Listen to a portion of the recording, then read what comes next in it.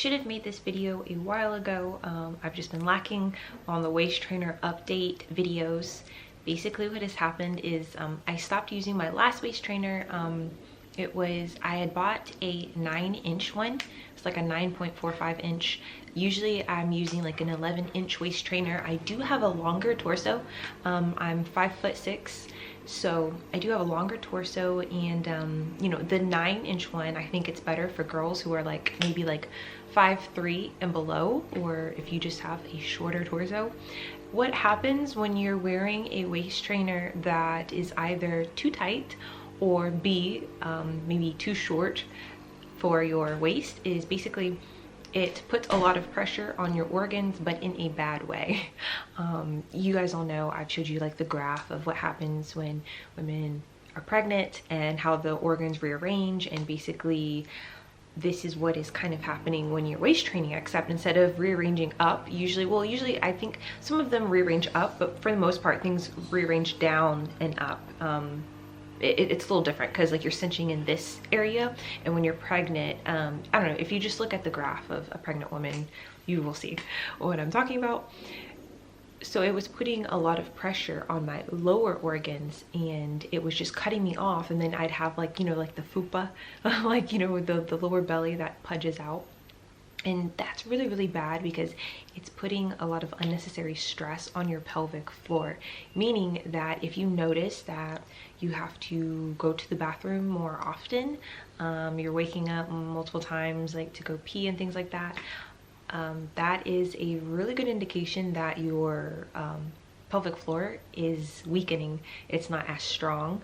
I think I've always mentioned to you guys, like with corset and waist training, that even though I was able to get, because I started off, my waist was maybe 28, 29 inches, and I had some extra weight when I started, and so this was back in like 2019. And I got down, I think the smallest I got down to was maybe 24. I never got down like to 23, which was one of my goals. Right now I'm at like a 20, I think a 25 and a half, so almost 26, and that's without waist training. So we'll see if with working out I can kind of cinch it a little bit more. Obviously I do not think I'm gonna be getting to a 24 not waist training, do you know what I mean? But if you notice that any of those indications, or if you just notice that it just feels like there's a little pressure down there when you're wearing your corset, your waist trainer, it could be a sign that it is ill-fitted, so too short, or that it is way too tight. So I think it's good, and I think most people know this who are like seasoned waist trainers, or I don't know what the word is for people who wear corsets, corsetters. I think most people know not to go too tight until it's time. And not only if you go too tight, it'll like cause back pain, but there's just, it isn't really usually worth it. Like, you want to gradually increase the tightness to basically, it should feel like a snug hug. And this will also help you wear it longer, which the longer you wear it, the quicker you're going to see your results. So it's better not to go too tight and then have to take it off after like 2 hours than, you know, wear it at the appropriate tightness. Also, when things are ill-fitted, if you see that you have like a lot of lower fat, like sometimes with some corsets or waist trainers, like you are going to have some rolls.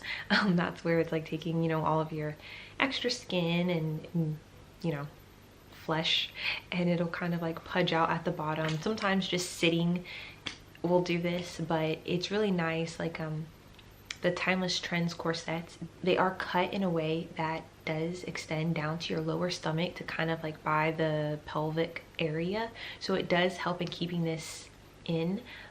Some of the more ill-fitting corsets on Amazon, now though they work, you'll notice that it's harder to get like that seamless look. So you might get like, you know, the busted can of biscuit look, but to be honest, you know, you are kind of like squishing all of your flesh and your skin together, so you will get that to an extent. But if you see too much of this, it could be a sign that it is too tight. And if it is too tight, or if it is not giving you the correct coverage, so reaching all the way down to that area, then this could actually, you know, screw you up in the pelvic floor region. It took me a while to figure it out because I was on spironolactone for so long. I've been on it for years, and then I recently got off of it in October of this year. So at first I thought my need to go to the bathroom so often was because of that, because it is a diuretic, and it just causes you to go to the bathroom a whole lot. But after I got off of it, I noticed that it persisted, and I did some digging, and I found that just the last waist trainer that I ordered, that was the 9 inches, which is way too short for my torso and my body, that was actually aggravating the issue. So since then, I've been doing obviously my pelvic floor exercises, and obviously I haven't been waist training until I get that strength back up. Usually when that area is strengthened, you'll notice that your overall core will be a whole lot stronger. So if there's any type of core exercises, not necessarily doing sit-ups, but lower stomach exercises, you notice you have more control over that area when doing those exercises, or you can go longer. Usually that's like a good indication that your pelvic floor is nice and sturdy, or it's like repairing itself. Obviously when you're having issues doing those types of workouts, then it is a good indication that you need to strengthen that area. So basically what I'm saying is strengthening your core will help you strengthen your pelvic floor area, which will help you with, you know, keeping in your urine longer. Like, it helps with like a whole lot of other stuff too. But I just thought I would share this and what's been going on, because like I have not been waist training, and that is basically the reason I have not been waist training.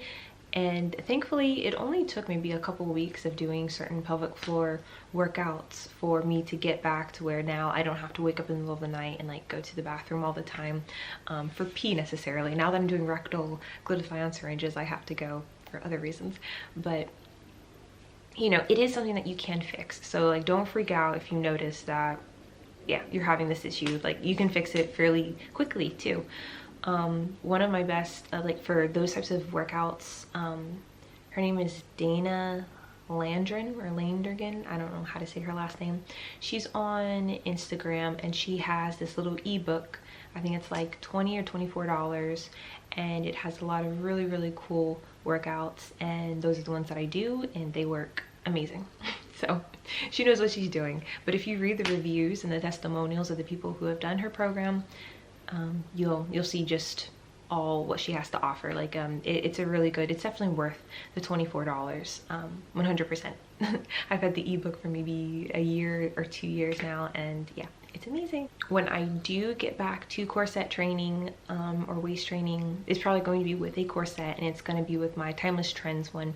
The whole issue on why I bought another waist trainer instead of using my expensive $130 Timeless Trends corset was because to get into the corset takes a little bit of time. So sometimes in the mornings while I'm getting ready for work and like I'm just getting stuff together, sometimes I wouldn't have enough time to like lace myself up in it. And so throwing on the little waist trainer, I could do it so much quicker. I could just like dun dun dun dun and then go. And so sometimes it was just like laziness of not wanting to like strap up in it and, you know, adjust. When you have it adjusted well, it's completely seamless. Like you could wear it underneath clothes and not even see it. With other, I think, you know, cheaper corsets, while they do work and they will get you a smaller waist, you could definitely usually see them underneath clothes and things like that.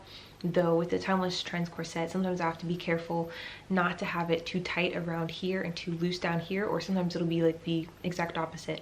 I'll get it tight enough around my hips because it has like the hip cups. Like it's a full coverage corset. It's built beautifully, but I'll have it tight around here and it'll still be like too loose up here. So it definitely, there's a learning curve to getting into it. The one I have is the Gemini. So they're definitely, you know, you definitely have to figure it out a little bit. And so yeah, I bought the other one, and I liked it because I think it has like 25 or 27 different steel boning in the waist trainer that I had ordered off of Amazon. It's like only $20 or $25, but the issue was I got it in a size that was just way too short. 9 inches is way too short for my body. And so they have others on the website that are like 10 inches or 11 inches, and you know, those are much more suited. So I hope this helps, and I'll just see you guys in the next video.